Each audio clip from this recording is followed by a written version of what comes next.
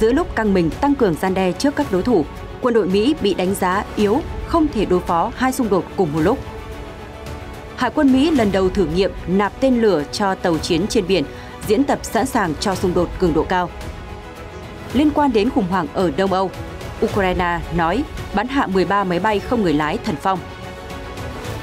Quan chức thân Nga, trận chiến giành lại Kherson sẽ bắt đầu trong tương lai rất gần. Đáng chú ý, tình báo Ukraine dự đoán nước này giành chiến thắng trước Nga vào mùa hè tới. Có phải ông Putin mượn lời tỷ phú Elon Musk để nêu điều kiện chấm dứt xung đột ở Ukraine? Đáng chú ý, theo Sky News, Bộ trưởng Quốc phòng Anh tức tốc bay tới Mỹ để thảo luận với đồng minh. Ở diễn biến khác, Triều Tiên ngày thứ hai liên tiếp khai hỏa đạn pháo ra biển. Nhật Bản cân nhắc xây hầm trú ẩn hạt nhân trên khắp đất nước trước mối đe dọa từ Triều Tiên. Ông Tập yêu cầu quân đội Trung Quốc tăng cường khả năng răn đe chiến lược. Hàng nghìn người dân Paris biểu tình đòi tăng lương. Tất cả sẽ có trong chương trình ngay sau đây.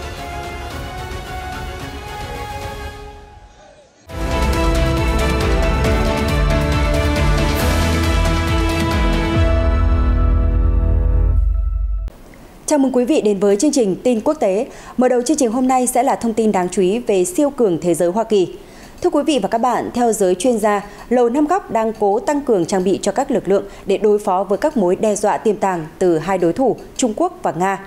Đáng chú ý, theo một báo cáo mới về sức mạnh quân sự Mỹ, quân đội nước này không thể đối phó với hai xung đột cùng một lúc.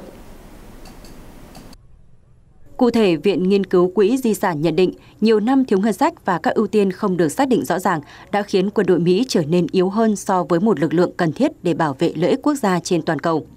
Trong báo cáo mang tên Chỉ số sức mạnh quân sự Mỹ, Viện Nghiên cứu chỉ ra lực lượng Mỹ chắc chắn không đủ trang bị để đối phó với hai xung đột lớn xảy ra đồng thời. Nhìn chung thế trận quân sự của Mỹ chỉ có thể được đánh giá là yếu, báo cáo nêu rõ. Trong khi đó, theo báo cáo trên, khả năng xảy ra hai xung đột cùng lúc ngày càng tăng cao khi giao tranh giữa Nga và Ukraine tiếp tục gay gắt và thách thức từ Trung Quốc ở Thái Bình Dương chưa suy giảm.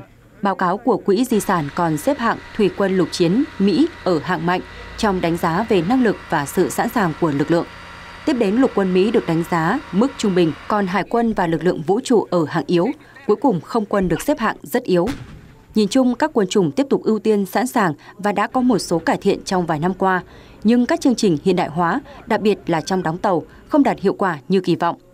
Tờ New York Post trích báo cáo cho hay. Theo giới chuyên gia, để tăng cường sức mạnh, Mỹ phải sẵn sàng đầu tư vào khí tải quân sự, tàu, tên lửa và các loại vũ khí khác để cung cấp cho lực lượng này những trang thiết bị cần thiết nhằm chuẩn bị cho cuộc xung đột trong tương lai. Hiện tại, ngân sách quốc phòng được chính quyền Tổng thống Joe Biden đề xuất cho năm 2023 không đủ so với những gì các quân chủng đề xuất, và Quốc hội định tăng ngân sách đề xuất thêm 5%, chỉ chiếm một nửa tỷ lệ lạm phát hiện tại, tức là gần 10%, báo cáo nói thêm.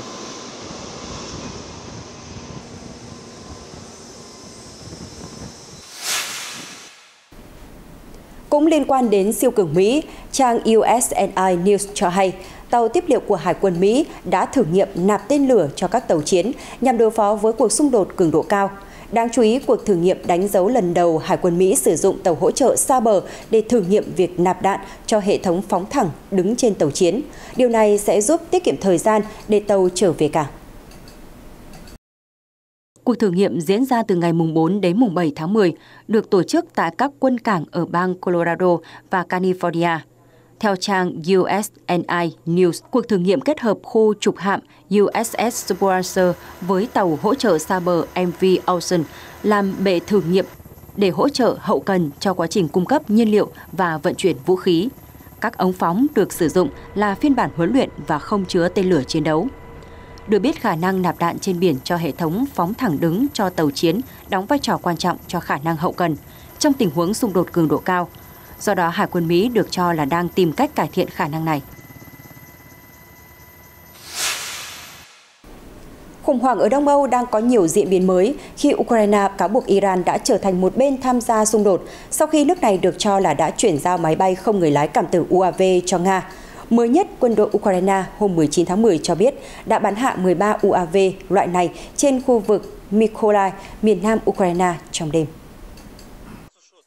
Đài CNN trích thông báo của quân đội Ukraine trên Telegram Trong đêm 18 rạng sáng 19 tháng 10, đối phương đã tấn công khu vực Mykolaiv 2 lần với máy bay không người lái UAV Shahed-136 Kamikaze, hay còn gọi là Thần Phong.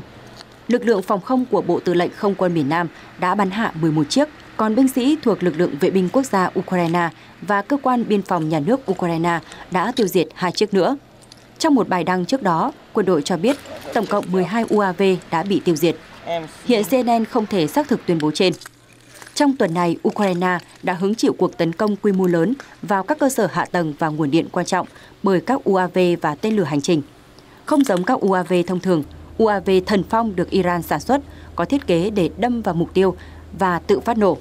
Với tầm xa gần 2.500 km và có thể mang đầu đạn nặng 35 kg, thiết bị này bay lượn trên đầu trước khi tấn công mục tiêu.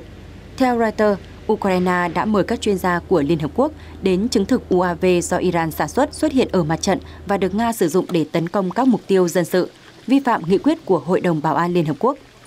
Hai quan chức cấp cao và hai nhà ngoại giao giấu tên của Iran còn chia sẻ với Reuters rằng Tehran đã hứa chuyển giao thêm cho Moscow tên lửa đất đối đất và UAV. Về phía Nga, phát ngôn viên Điện Kremlin Dmitry Peskov khẳng định tất cả vũ khí mà quân đội Nga sử dụng đều lấy từ kho dự trữ trong nước. Ông cũng bác bỏ thông tin Moscow triển khai UAV do Iran cung cấp để chống lại Ukraine. Theo RT cho biết vào hôm 18 tháng 10.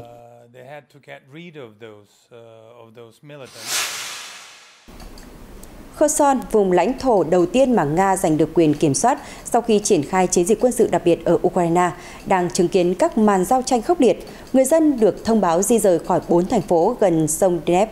Giữa lúc ấy, thì người đứng đầu khu vực hôm 18 tháng 10 quả quyết, trận chiến giành lại Kherson sẽ bắt đầu trong tương lai rất gần. Phó tỉnh trưởng Kherson do Nga lập nên, ông Kirill Shemashov cho biết phòng thủ ở ngoại ô vùng Kherson vẫn vững vàng và sẵn sàng đẩy lùi bất kỳ cuộc tấn công nào của lực lượng Ukraine. Chúng tôi không loại trừ khả năng phần sườn phải của khu vực bị pháo kích, do đó chúng tôi yêu cầu người dân sơ tán ở sườn trái để tránh thương vong. Hãng tin Sky News hôm 19 tháng 10 trích lời ông Shemashov cho hay, trước đó trao đổi với đài truyền hình Russia 24 hôm 18 tháng 10, Bộ Tư lệnh Chiến dịch của Nga, tướng Sergei Surovikin cho biết tình hình ở Kherson hiện rất căng thẳng. Ông nói đối phương đang cố gắng tấn công cơ sở hạ tầng và các tòa nhà chung cư tại khu vực này.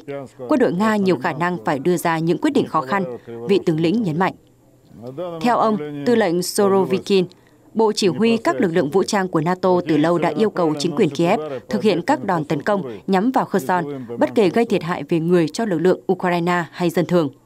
Ông nói thêm, Ukraine đang chuẩn bị một cuộc tấn công lớn vào nhà máy thủy điện Kakhovka nằm trên sông Dnepr, cũng như nã tên lửa và pháo binh vào Kherson. Chúng có thể phá hủy các cơ sở hạ tầng của trung tâm công nghiệp lớn này và khiến nhiều dân thường thương vong, ông Surovikin nhận định.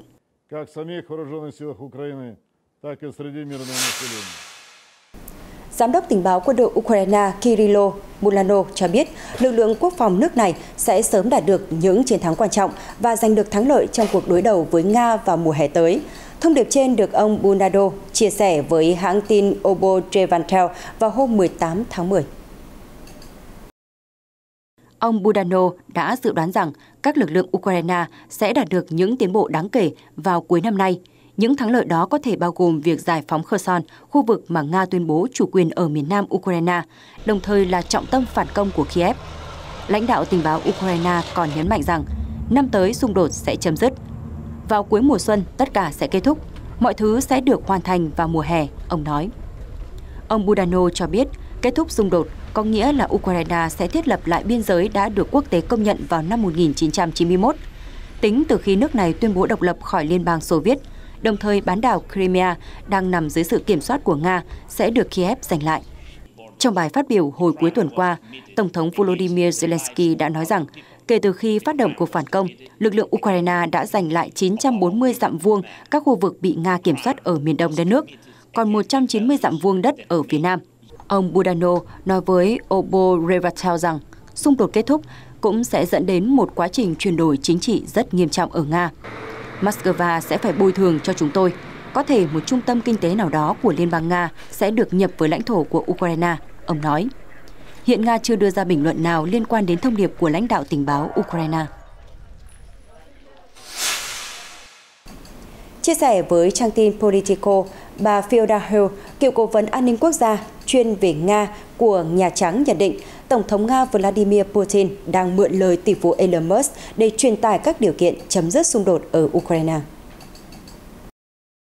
Trong cuộc phỏng vấn với Politico hôm 17 tháng 10, bà Hill nói rằng Tổng thống Putin đã chọn ông Musk như một cách mượn các doanh nhân nổi tiếng để truyền đạt yêu cầu của mình đến nhiều đối tượng lớn. Đánh giá trên được cựu cố vấn Mỹ đưa ra giữa bối cảnh hồi đầu tháng, tỷ phú Elon Musk, giám đốc điều hành của Tesla và SpaceX đã đưa ra các đề xuất chấm dứt xung đột ở Đông Âu thông qua một bài đăng trên Twitter.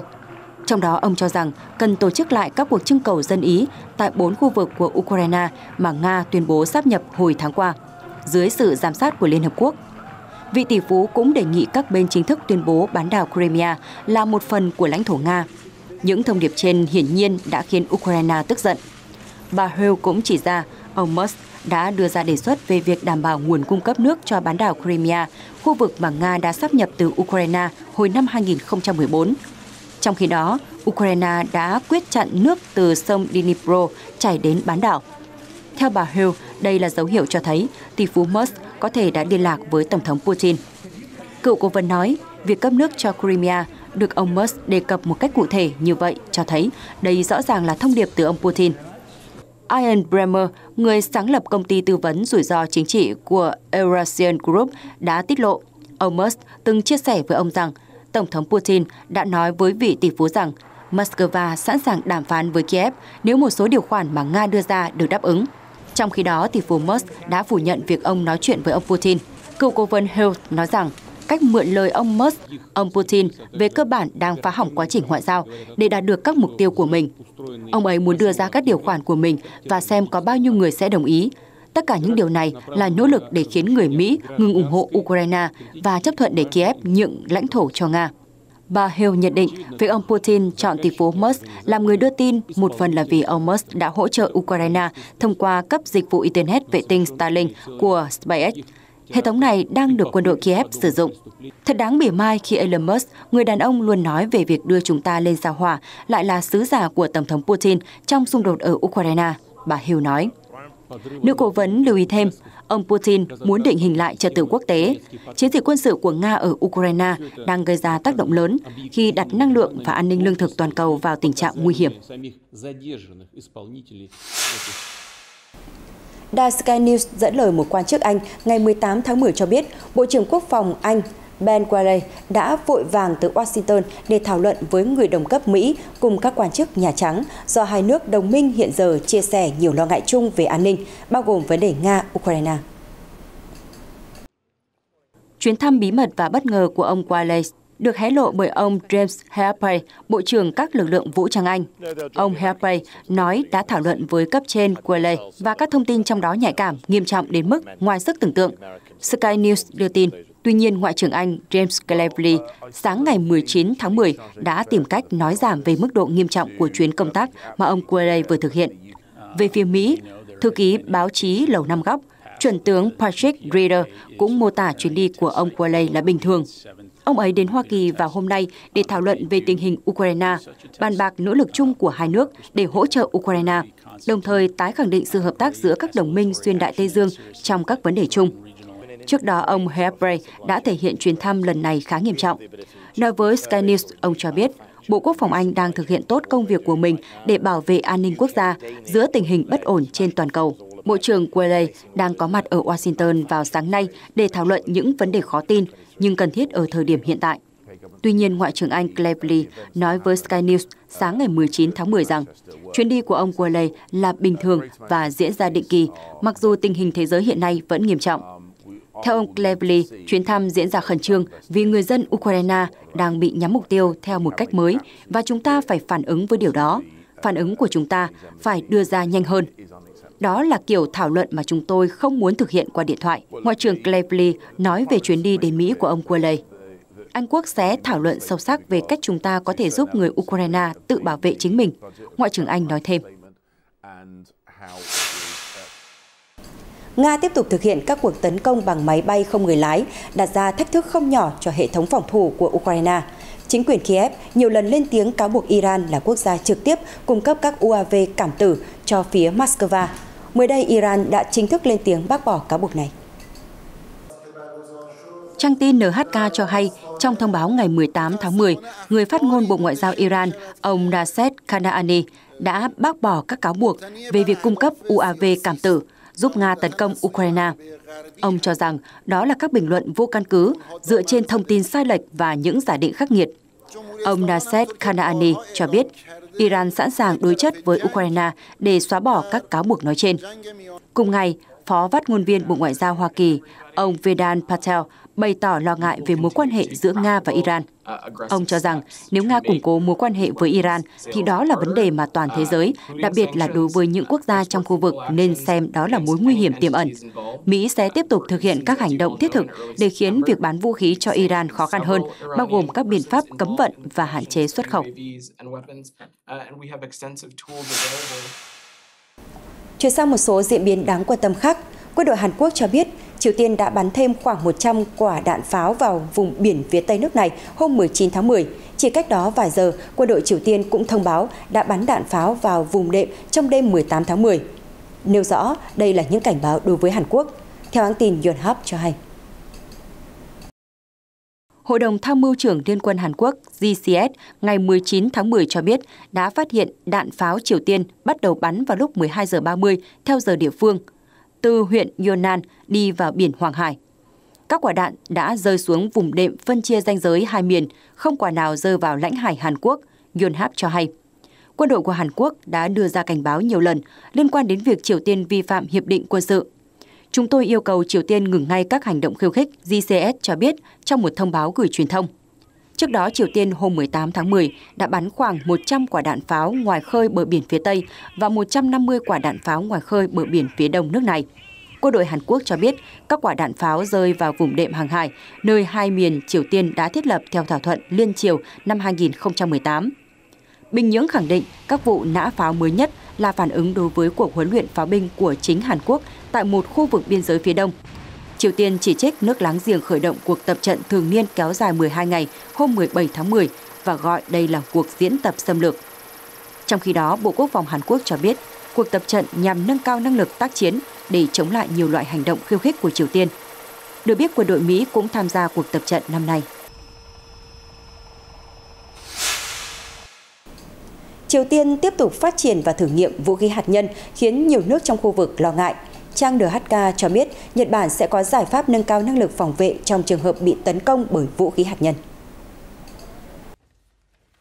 Trả lời phỏng vấn báo giới ngày 18 tháng 10, Chánh Văn phòng Nội các Nhật Bản, ông Matsuno Hirokazu cho biết, sau động thái của Triều Tiên trong thời gian gần đây, chính phủ Nhật Bản cần có bước đi mạnh mẽ hơn để phòng vệ trước vũ khí hạt nhân và các hành động tấn công khác.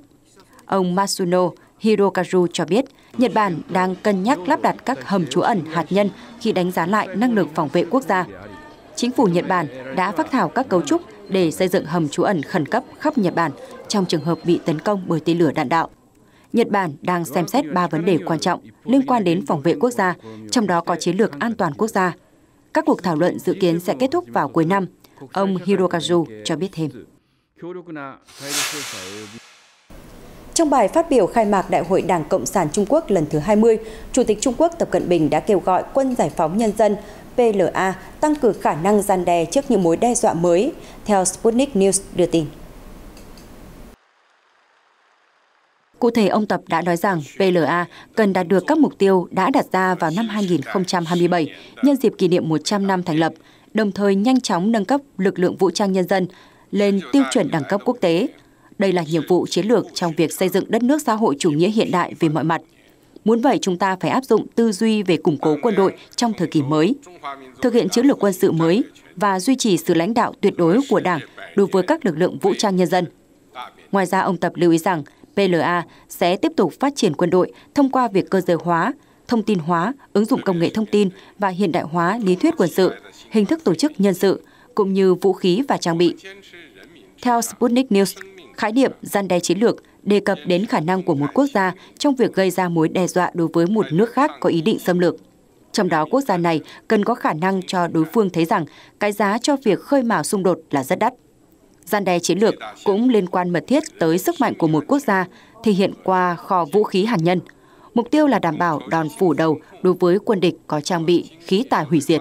Chia sẻ với tờ Điện Hoa Nam buổi sáng, chuyên gia quân sự Trung Quốc Tống Trung Bình nhận định, tuyên bố của ông Tập có thể có nghĩa là PLA sẽ tăng cường phát triển các lực lượng hạt nhân chiến lược, bao gồm bộ ba hạt nhân, tàu ngầm mang tên lửa đạn đạo, tên lửa xuyên lục địa và tên lửa đạn đạo phóng từ trên không.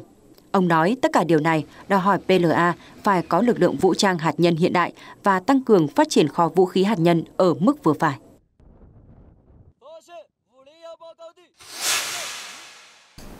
Giữa lúc đối mặt với nhiều áp lực từ phía Trung Quốc, Đài Loan vừa qua đã tiến hành tập trận bắn đạn thật. Đáng chú ý, truyền thông quốc tế cũng đã được mời đến để theo dõi sự kiện. Đài NHK hôm 19 tháng 10 cho hay, đảo Đài Loan đã tiến hành các cuộc tập trận bắn đạn thật trên một hòn đảo ở eo biển Đài Loan giữa lúc áp lực quân sự ngày càng tăng ở Trung Quốc. Đáng chú ý, cơ quan phòng vệ hòn đảo đã mời giới truyền thông trong và ngoài nước đến theo dõi cuộc diễn tập. Dường như đây là một động thái nêu bật quyết tâm và năng lực tự vệ của hòn đảo. Theo NHK, một đơn vị lực lượng phòng vệ đóng tại đảo Bành Hồ đã tổ chức tập trận liên quan đến kịch bản nếu Trung Quốc thu hồi bằng vũ lực. Súng máy và các vũ khí khác được sử dụng để bắn vào các mục tiêu trên không.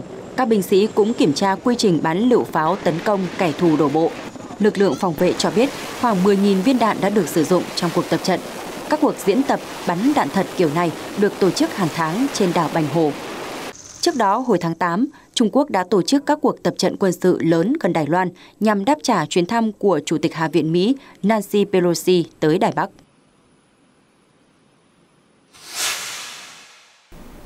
Còn bây giờ là một số tin tức xã hội đáng quan tâm. Thưa quý vị, hàng nghìn người ở Paris hôm 18 tháng 10 đã xuống đường yêu cầu tăng lương khi một số công đoàn kêu gọi đình công trên toàn quốc. Sự kiện diễn ra trong bối cảnh lạm phát ở Pháp đạt cao nhất trong nhiều thập kỷ. Cuộc biểu tình là một phần trong phong trào kéo dài nhiều tuần ở Pháp, gây gián đoạn các nhà máy lọc dầu và khiến nguồn cung của một số trạm xăng dầu gặp khó khăn. Theo Reuters, những người đứng đầu công đoàn dự định các cuộc đình công sẽ mở rộng sang các lĩnh vực khác, ngoài tại các nhà máy lọc dầu. Những người biểu tình yêu cầu lương tăng cao hơn và ủng hộ các cuộc đình công ở nhiều thành phố khác của Pháp. Một cuộc khảo sát dành cho BFM TV được thực hiện bởi hãng Elabe cho thấy chỉ có 39% công chúng ủng hộ lời kêu gọi đình công trên toàn quốc hôm 18 tháng 10. Trong khi đó, 49% phản đối và ngày càng có nhiều tiếng nói phản đối cuộc đình công của các công nhân nhà máy lọc dầu. Theo Reuters, cuộc đình công trên là một trong những thách thức chông gai nhất đối với Tổng thống Emmanuel Macron kể từ khi ông tái đắc cử vào tháng 5.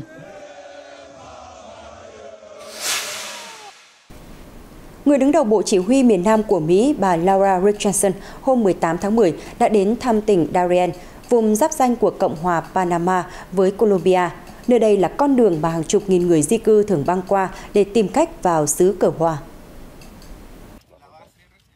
Bà Richardson thị sát khu vực cùng với Bộ trưởng An ninh Panama Juan Pino. Theo vị quan chức này, hơn 300 đặc vụ sẽ được triển khai ở khu vực biên giới để tăng cường giám sát. Trong chuyến công du, chính phủ Panama và Mỹ đã nhất trí rằng cả hai nước sẽ tiếp tục hợp tác nhằm giải quyết những thách thức của vấn đề di cư và tội phạm có tổ chức. Trong những tháng gần đây, Panama, cửa ngõ vào Trung Mỹ, đã chứng kiến sự gia tăng của dòng người di cư. Họ chạy trốn đói nghèo và bạo lực, cố băng qua khu rừng rậm Darien nguy hiểm với hy vọng đặt chân đến xứ cờ hoa. Dịch vụ di cư quốc gia Panama tuần trước cho biết 151.582 người di cư đã vượt qua khu vực trên từ tháng 1 đến tháng 9 năm nay.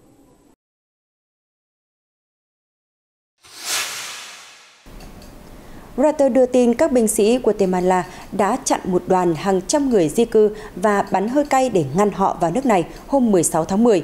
Khoảng 250 người di cư với nhiều quốc tịch khác nhau đã cố gắng vượt qua một cây cầu trên sông Motagua, nơi dựng biên giới với Honduras.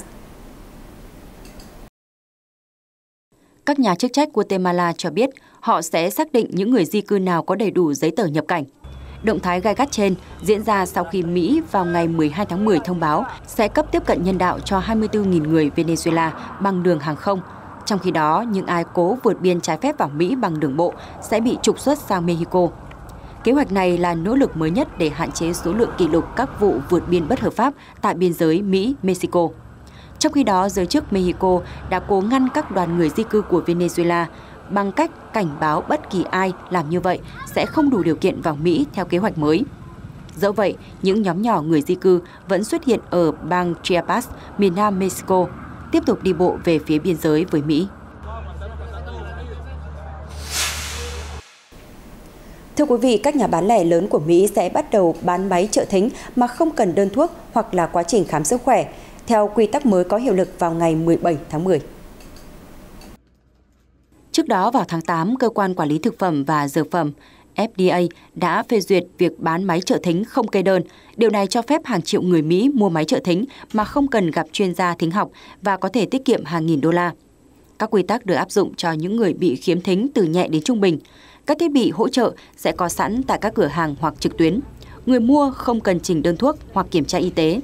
Michelle Endula, dược sĩ tại Walgreens ở Washington, D.C. cho biết các quy định mới sẽ giúp cuộc sống dễ dàng hơn vì một số lý do. Ông nói, máy trợ thính giờ đây trở nên dễ mua hơn, dễ sử dụng và không phải hẹn gặp bác sĩ. Những lý do này khiến quy định hấp dẫn hơn. Hồi tháng 8, Giám đốc Hội đồng Kinh tế Quốc gia Nhà Trắng Bryn D.C. cho biết, chính phủ ước tính quy định này sẽ tiết kiệm cho người tiêu dùng khoảng 2.800 đô la Mỹ cho mỗi cặp máy trợ thính. Hàng chục triệu người Mỹ sẽ được hưởng lợi từ quy định mới. Sản xuất nông nghiệp vẫn là động lực hết sức quan trọng đối với kinh tế Trung Quốc. Với sự phát triển của ngành nông nghiệp Trung Quốc, thị trường bảo hiểm nông nghiệp cũng đạt đến quy mô tương xứng. Mới đây, Reuters cho biết Trung Quốc vẫn duy trì vị thế quốc gia có doanh thu từ phí bảo hiểm nông nghiệp lớn nhất thế giới. Hãng tin Reuters cho hay Trung Quốc vẫn là quốc gia có doanh thu từ phí bảo hiểm nông nghiệp lớn nhất thế giới.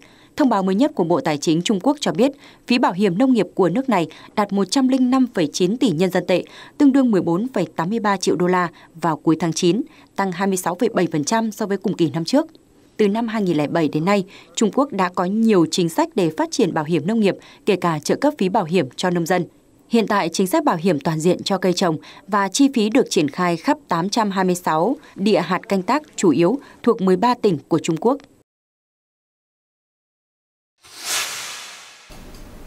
Dubai thường được biết đến với nhiều điều đặc biệt như những tòa nhà chọc trời và kiến trúc lạ mắt hay chợ vàng của thế giới. Ngoài ra, nếu có dịp đến với bảo tàng tương lai ở đây, quý vị sẽ rất bất ngờ khi được chào đón bằng một nụ cười thật tươi của Aneka, một cô gái nhân viên robot mẫn cán và đặc biệt. Được sản xuất bởi công ty Engineered Arts, robot tự hào có khuôn mặt và cơ thể giống người. Ngoài ra, Aneka có thể theo dõi chuyển động trong phòng và có công nghệ nhận dạng khuôn mặt. Đặc biệt còn có thể tương tác với du khách và trả lời các câu hỏi của họ về bảo tàng. Robot này rất độc đáo vì nó sử dụng trí thông minh nhân tạo để hiểu câu hỏi của mọi người và trả lời họ. Cách robot theo dõi sự việc cũng rất độc đáo. Chúng tôi rất vui mừng khi có Aneka cùng chúng tôi ở đây hôm nay. Phó Thống đốc điều hành của Bảo tàng Tương lai Majed al-Mansouri cho biết, khách tham quan thường trò chuyện với Aneka, liên tục đặt câu hỏi và ngạc nhiên vì cách cô ấy trả lời. Bạn biết đấy, thật tuyệt vời, mỗi khi tôi đặt câu hỏi, cô ấy nhìn vào mắt tôi và trả lời. Aneka còn đáp lại những câu khen của tôi nữa, một khách tham quan nói với Reuters. Bảo tàng Tương lai của Dubai là một tòa nhà 7 tầng cao 77 mét, được khánh thành vào đầu năm nay. Bên ngoài bề mặt bằng thép không gì của nó còn được khắc các câu nói Ả Rập nổi tiếng. Các cuộc triển lãm mang tính tương lai của bảo tàng cho thấy hình ảnh tương lai như thế nào sau nửa thế kỷ. Mục tiêu nhằm mang lại sự lạc quan cho tương lai và khám phá giới hạn của những gì công nghệ có thể đạt được.